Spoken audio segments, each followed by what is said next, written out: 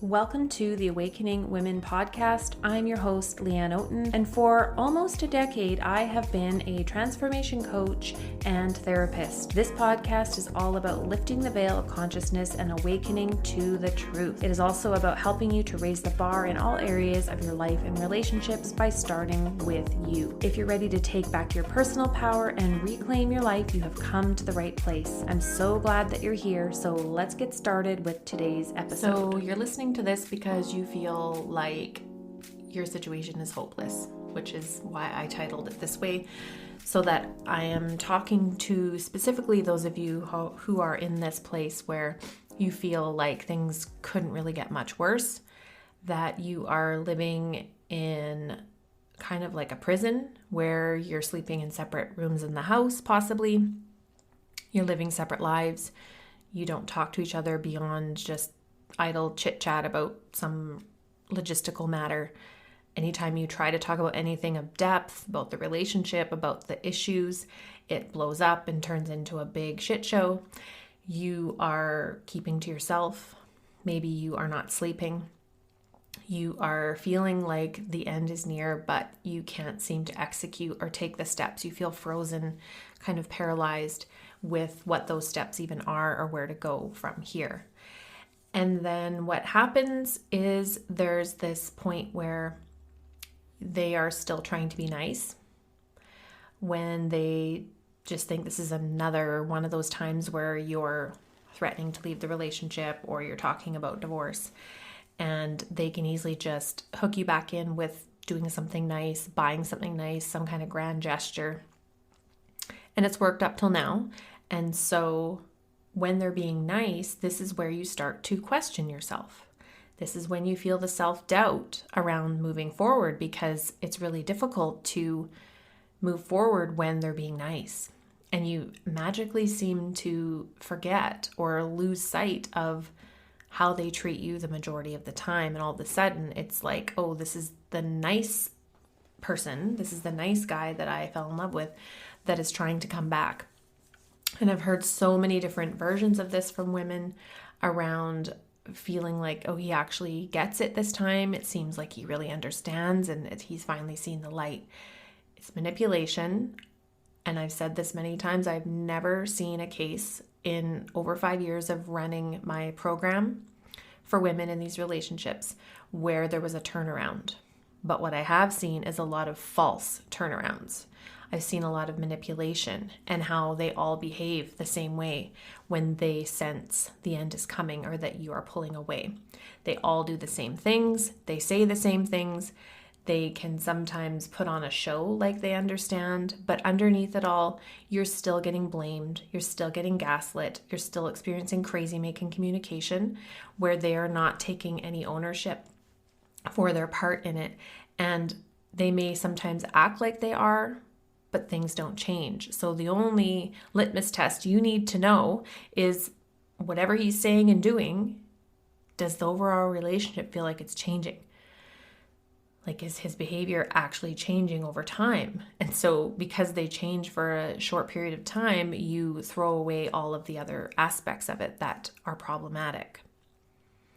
And this is where so many women get stuck, because this is the cycle, right? It's the toxic cycle of, I want to get back to what we had before.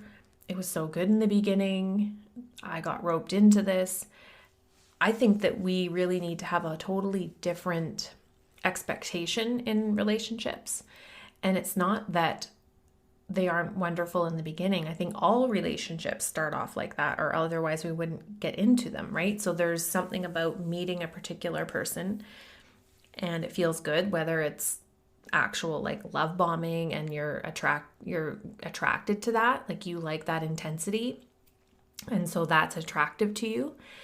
And then that all slowly just starts to go sideways and it's no longer feeling like that anymore, or the effort is reduced, or other stuff starts coming into the picture that doesn't feel good for the most part, right?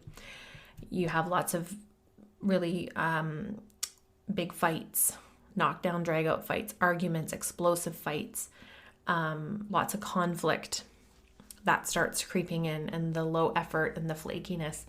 And the way that I think we need to see this, where we don't see it in the beginning, is that a relationship should feel better over time, like better and better and better, like the connection, your ability to be there for one another. There should be more depth, and it should just start to feel more comfortable, not suddenly get worse where there's more conflicts and, it's just overall not feeling good anymore. That is a sign that one or both is kind of flaking and they're drifting away, whether it is because the initial high was manipulation or not. But what we're talking about here is we get roped into these things because we like that initial high, that initial like blast of intense attention and affection and adoration and validation and all of that. And we get into this pattern in these relationships that are unhealthy of this nice, mean stuff.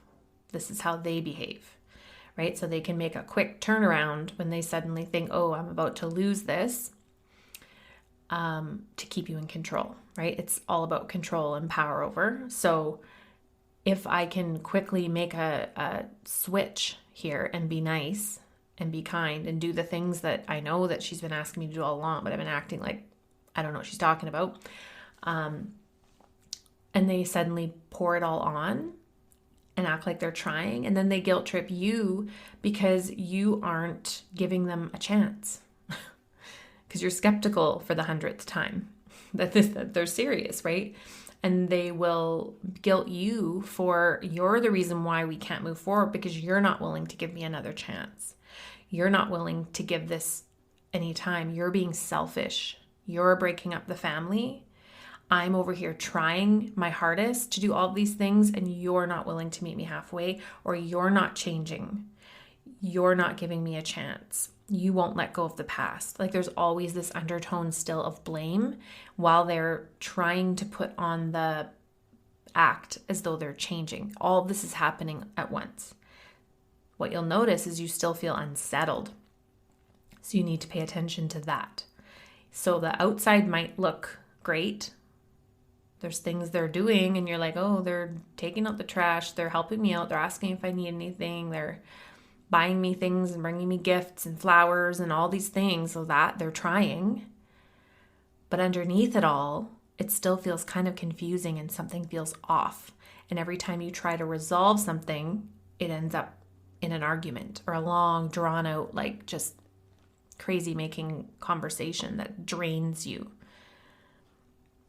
So that stuff will still be going on. That part won't change, because when you still try to bring up the relationship issues, their limitations are still going to be there. That part isn't going to change. Anybody can buy flowers.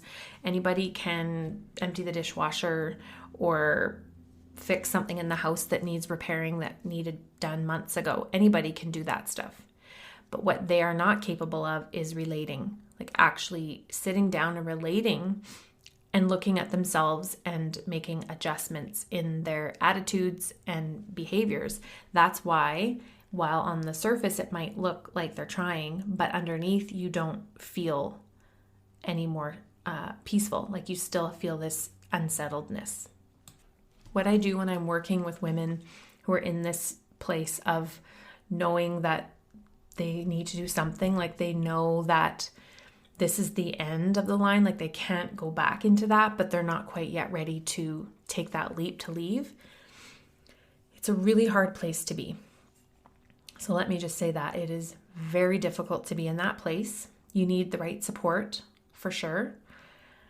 But it's in this place of like, if not this, then what now? Like, I no longer want to be in this, but I don't know what the future looks like. I don't know how yet, but I know that I cannot keep doing what I'm doing. So there's this threshold point that we get to before we actually execute. And it's that. It's not this. This is not what I want anymore. I'm not doing this anymore. I just don't know what that looks like. This is typically when women will reach out and want to work with me one-to-one. Like, I've been listening to you for months or years, or I just found you yesterday and I know this is exactly what I need. I don't always have one-on-one spots open. which is the key right now is I don't. I'm full, to be able to work with me through my self-study program and the cycle. That's what guides you through what to do when you're in this place. If you want like my step-by-step guidance in a self-study format, where women come to want to work with me privately is they're in that exact place. I know I can't keep doing this any longer. I just don't know what that looks like. That's a really hard place to be. It can be hard to know what to do with that in the meantime space. And so that's what I walk you through actually in End the Cycle. That's what the program is designed for, is if you're in that place and you're not knowing what that next step looks like, you might have a small part of you that's like, could he change? Is it possible that he could change? The garbage truck is going by, so I apologize for any noise. You might still have that small part of you that is wondering that. Because even women who are through that threshold have that little part inside where they are thinking, what if I haven't done everything? What have I tried everything? Maybe I haven't done enough, because they keep telling me I haven't done enough. So maybe they're right. Because really, what have I done? Like, have I done everything I can? Maybe there's more I can do.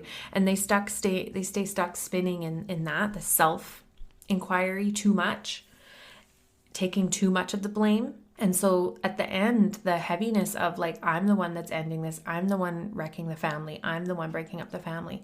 That is such a heavy burden to carry.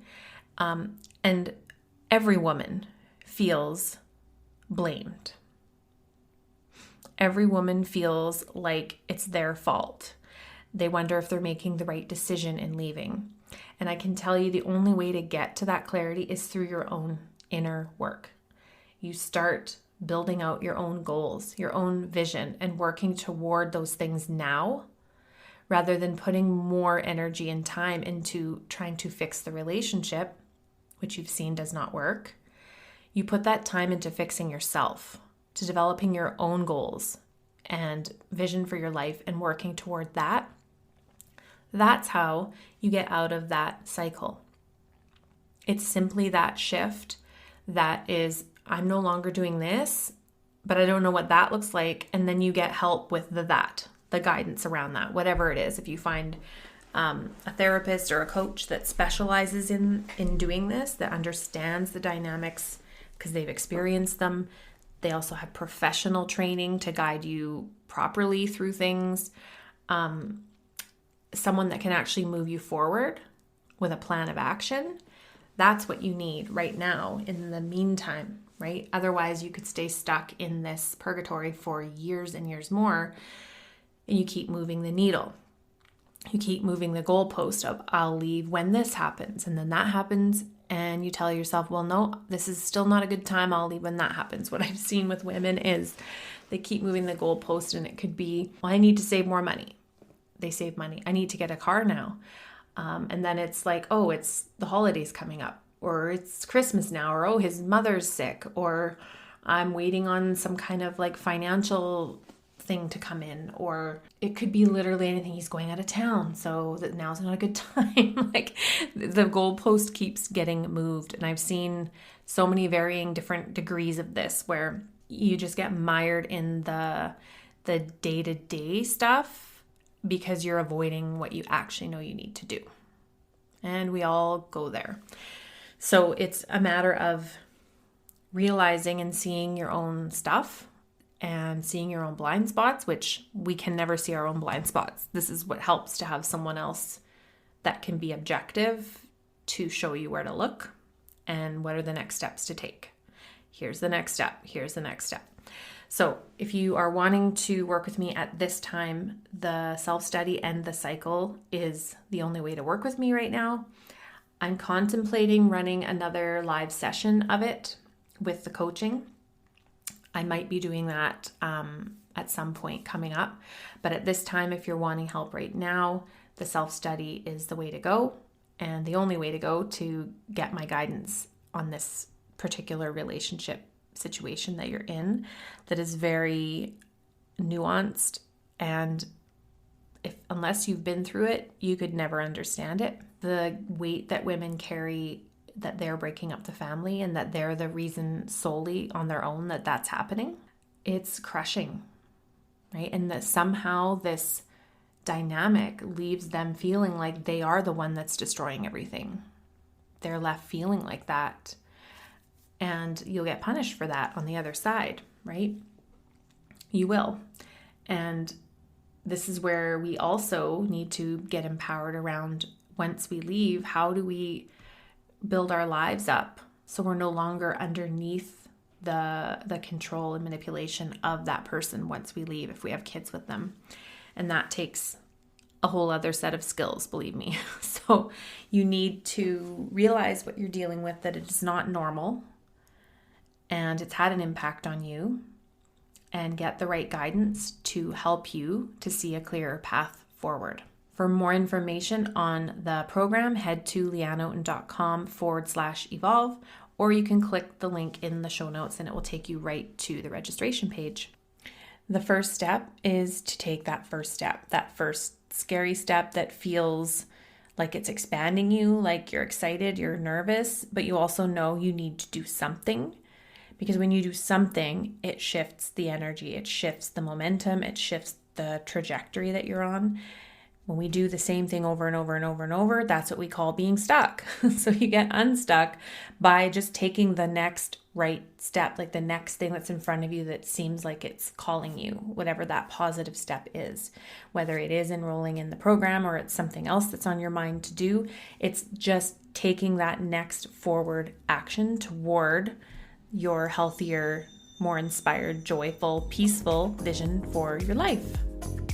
Thanks so much for tuning into this episode of the Awakening Women podcast. If you love this show and it has served you and helped you on your journey, please take a moment right now and leave a rating and review in iTunes and Spotify. If you'd like more daily content, videos, and inspiration, come on over and join me at Awakening Women Support Official over on Instagram, where we can connect and you can continue your transformation and growth journey. And I'll see you online. Take care.